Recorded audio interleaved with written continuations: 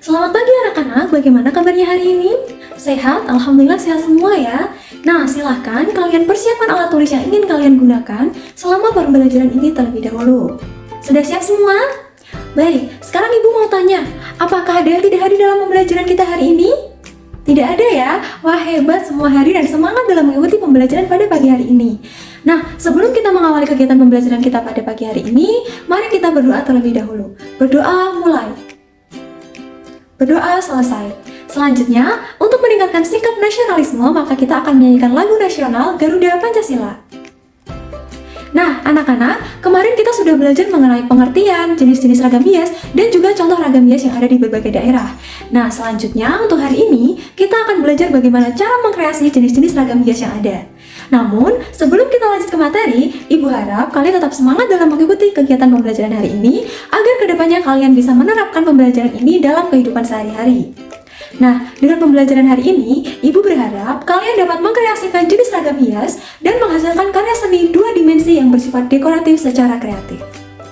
Sekarang Ibu akan memberikan kalian sebuah motif ragam hias. Di sini ada jenis ragam hias, ada dua. Silakan kalian amati terlebih dahulu ya. Nah, apa saja sih bentuk dasar dari motif ini? Apakah segitiga, segi empat, atau lingkaran? Ya, benar. Jadi ini ada yang segi empat, ada juga yang lingkaran ya. Nah, selanjutnya, coba bagaimana pola yang ada di dalam motif ragam hias ini?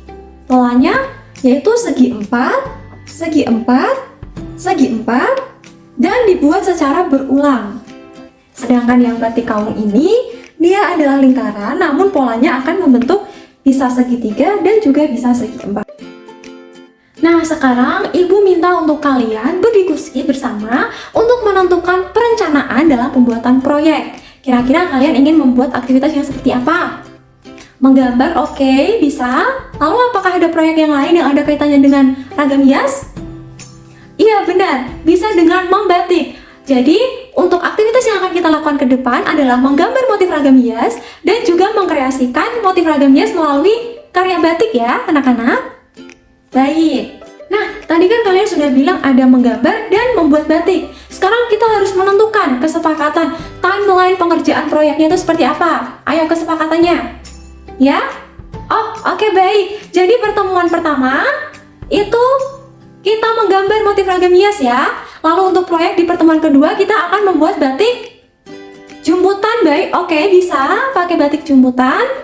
Oke, jadi fixnya yaitu timeline kita selama dua pertemuan ya. Di minggu pertama pertemuan kita itu materi dan juga menggambar. Lalu untuk pertemuan di minggu kedua kita akan fokus untuk membuat karya batik jumputan. Oke, baik. Nah, jadi di sini kalian nanti akan belajar mengenai mengkreasi jenis dan pola ragam hias, di mana ragam hias ini merupakan hiasan yang terbentuk dari inspirasi floral, fauna, figuratif maupun bentuk geometris. Nah, dalam menggambar ragam hias ini juga dapat dilakukan dengan cara stilasi atau penggayaan dengan tidak meninggalkan bentuk aslinya, dan juga penyederhanaan bentuk serta perubahan bentuk atau biasa disebut dengan deformasi. Dengan begitu, untuk dapat menghasilkan ragam hias yang indah, tentu dapat berasal dari salah satu bagian saja maupun keseluruhan bagian secara utuh dari suatu objek yang indah tentunya. Nah, ragam hias ini juga dapat diterapkan pada karya seni dua dimensi maupun tiga dimensi dengan memperhatikan unsur dan prinsip-prinsip seni rupa. Adapun unsur-unsur seni rupa yaitu titik, garis, bidang, warna, bentuk, tekstur, dan ruang. Sedangkan prinsip-prinsip seni rupa ini meliputi kesatuan, keselarasan, penekanan, irama, gradasi, kesebandingan, komposisi, dan keseimbangan. Nah, setelah pemaparan materi dari Ibu tadi, sekarang Ibu ingin melanjutkan pengaitan dari materi yang Ibu sampaikan dengan proyek yang sudah kita rencanakan sebelumnya. Jadi di sini Ibu akan menjelaskan tindak lanjut dari perencanaan proyek kita sebelumnya. Dimana setelah materi tentu ada proyek, yaitu menggambar motif ragam hias. Nah, untuk menggambar motif ragam hias ini kalian bebas memilih motif ragam hias di daerah yang kalian tahu atau yang ingin kalian gambar. Di sini sudah Ibu siapkan ada petunjuk pengerjaan dari proyek. Di sini berisi petunjuk untuk apa sih yang harus kalian kerjakan. Lalu di sini juga ada lembar kerja peserta didik, di mana di sini adalah kertas gambar. kalian harus menggambarkan pada LKPD ini. Nah, untuk pengerjaan dari proyek menggambar ini, Ibu beri waktu selama 60 menit. Silakan gunakan waktu itu sebaik-baiknya, lalu nanti pekerjaan kalian bisa dikumpulkan.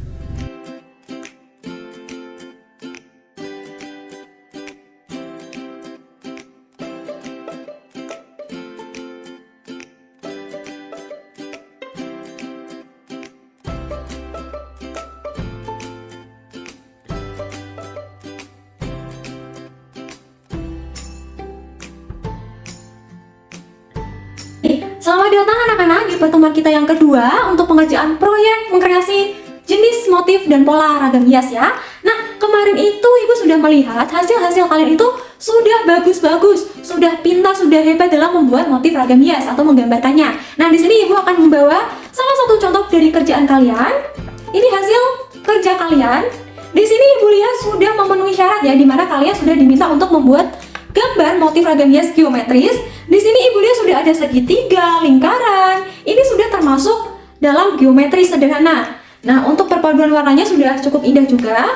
Ibu sangat mengapresiasi kerja kalian. Nah, selanjutnya untuk hasil gambaran yang sudah Ibu bagikan tadi sebelum ini, silakan kalian membentuk kelompok di mana satu kelompok itu terdiri dari 4 anggota untuk mendiskusikan tindak lanjut dari proyek yang akan kita kerjakan setelah membuat desain gambar. Nah, jadi setelah ini kita akan membuat batik secara kelompok, di mana dalam kelompok itu harus mendiskusikan hasil gambaran desain motif ragam hias yang telah dibuat secara individu dan menentukan motif mana dan pola ragam hias yang seperti apa yang akan kalian gunakan sebagai praktek dalam membuat batik jemputan.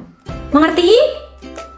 Nah, di sini Ibu juga sudah membuatkan petunjuk pengerjaannya. Jadi silakan nanti dibaca dengan kelompoknya sebelum mengerjakan.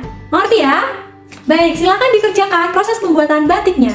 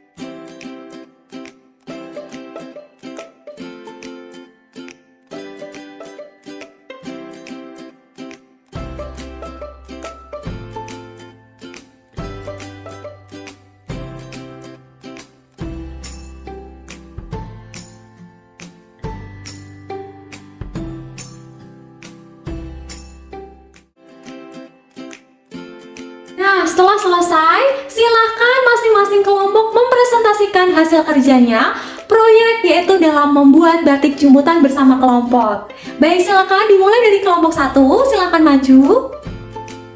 Nah, tadi dari semua kelompok sudah mempresentasikan hasilnya. Di sini Ibu akan sedikit mempertegas lagi dan memperlihatkan hasil-hasil dari kalian mengerjakan proyek membuat batik jemputan. Ini adalah hasil yang pertama, cantik ya. Kemudian ada juga hasil yang lainnya.